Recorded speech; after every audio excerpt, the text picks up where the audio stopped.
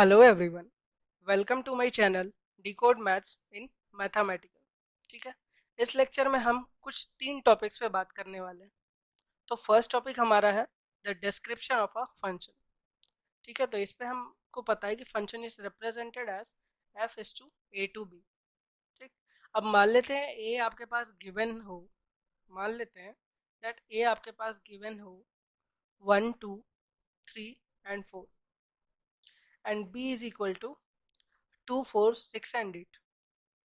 और आपको एक रूल गिवन होगा such as f x is equal to 2x, such as f x is equal to 2x। इस तरह का आपको एक रूल गिवन होगा, तो आप फंक्शन के सारे पॉसिबल फंक्शन के से रिलेटेड जो भी चीज़ें हैं आप उस पर कमेंट कर सकते हैं। But what if A is infinite? अगर ए इनफाइनाइट हो जाए तो देखिए तो क्या हो जाएगा। In case A is infinite then f cannot be described by listing the images at points in its domain। तो इसके लिए हम क्या करेंगे? in such cases in such cases function are described by a formula। in such cases functions are described by a formula। एक formula के help से हम इसको डिस्क्राइब करेंगे। मान लीजिए f is to r to Z आपको गिवन है और आपको एक फॉर्मूला गिवन होगा f x is equal to let it be x cube. ठीक है, तो यहाँ पे आर हमारा क्या हो गया? यहाँ पे आर हमारा हो गया domain, that is real number.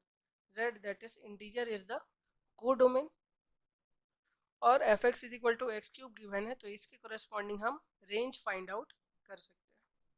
ठीक है, ये जो रूल है इसके corresponding we have to find range. Okay, I hope that this is clear to you all. Okay, तो अब इक्वल फंक्शन पे बात कर लेते हैं। तो let us take two function f and g.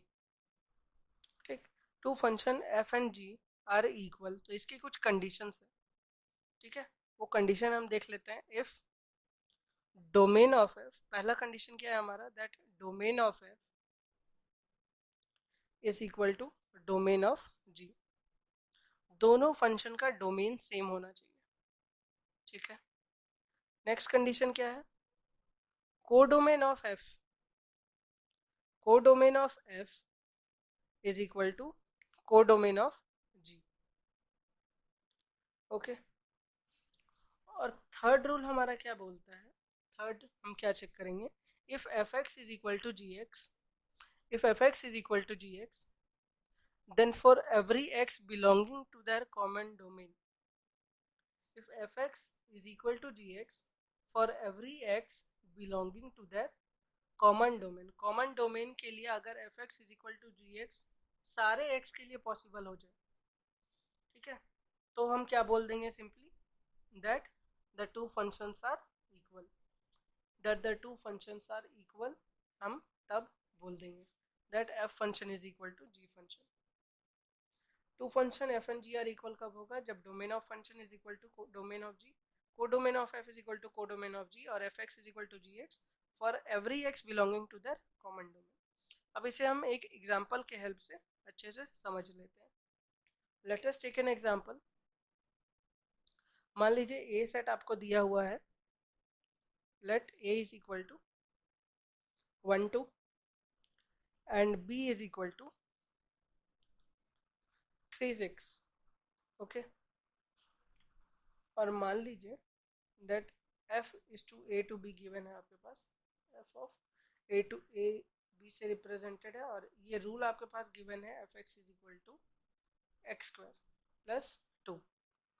ठीक है, और g जो फंक्शन है एक, वो भी ए टू बी रिलेटेड है, और वो गिवन है आपके पास, this is given by g x is equal to 3x। Okay, और आपको यहाँ पे कमेंट करना है whether a and b, sorry, f and g are equal function और नॉट। सॉल्यूशन हम देख लेंगे इसका। यहाँ पे आपको क्या कमेंट करना था, whether f and g are they equal function. ठीक है, तो सबसे पहले हम क्या करेंगे, हम दोनों का डोमेन देख लेते हैं। डोमेन शुड बी सेम, पहला कंडीशन हमारा यही था। तो हमें दिख गया कि दोनों का डोमेन क्या है, दोनों का डोमेन ये है, तो दोनों का डोमेन सेम है। नेक्स्ट कंडीशन क्या था, codomain should be same, codomain should be same. ठीक है, तो यहाँ पे हमें क्या दिख गया, कोडोमेन भी हमारा इक्वल है। और थर्ड हमारा क्या बोला था, that f x is equal to g x for every x belonging to their common domain. तो f x is equal to g x आना चाहिए। तो एफ ऑफ वन अगर हम निकालते हैं तो ये वन स्क्वायर प्लस टू क्या आ जाएगा हमारे पास, एफ ऑफ वन क्या आ जाएगा हमारे पास, थ्री आ जाएगा।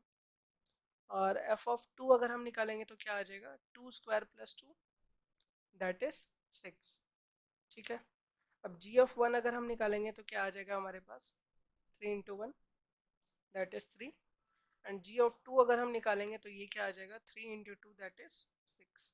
तो हमें क्या दिखा यहाँ पे, that f one is equal to g one and f two is equal to g two. तो हमारा f x is equal to g x for every x satisfy कर गया, सब कुछ सेटिस्फाई कर गया, तीनों कंडीशन। तो हम बोल सकते हैं हमारा f and g are equal function, f and g are equal function. Okay okay, तो अब हम देख लेते हैं number of functions. So let a is equal to m elements, okay, and b is equal to n elements, and b is equal to n elements. तो यहाँ पे a और b प्लॉट कर लेते हैं। a is containing 1 2 3 up to m elements, and b has, let it be a b c up to n elements। ठीक है, अब यहाँ पे हमारा क्या हमें दिख रहा है, नंबर ऑफ फंक्शन हमें जब बात करना है तो यहाँ पे हमारा जो वन है, ठीक है, इस वन को हम आइदर a के साथ रिलेट कर सकते हैं और b के साथ और c के साथ और any of the elements of n elements. ठीक है, तो वन के पास कितने ऑप्शन हो गए, n ऑप्शन हो गए। सिमिलरली टू के पास भी कितने ऑप्शन हो जाएंगे, n ऑप्शन हो जाएंगे। थ्री के पास भी n ऑप्शन हो जाएंगे। इसलिए हम बोल सकते हैं that total number of ways, ठीक है, टोटल नंबर ऑफ वेज और टोटल नंबर ऑफ फंक्शन और टोटल नंबर ऑफ फंक्शन, यही होने वाला है हमारा टोटल नंबर ऑफ फंक्शन। कितना वेज से हम इसको अरेंज कर सकते हैं। तो total number of function is equal to n into up to कितने एलिमेंट्स के लिए, m एलिमेंट्स के लिए है तो m टाइम्स होगा ये। तो ये क्या आ जाएगा हमारा n to the power m। So total number of function क्या निकल के आ गया हमारे पास, n to the power m। Okay, अब देखिए हमें पता है पहले से ही that number of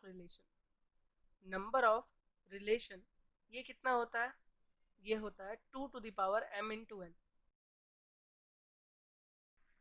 therefore the number of relation therefore the number of relation which is not a function, number of relation which is not a function, ये क्या आ चुका है हमारे पास, 2 to the power mn minus n to the power m।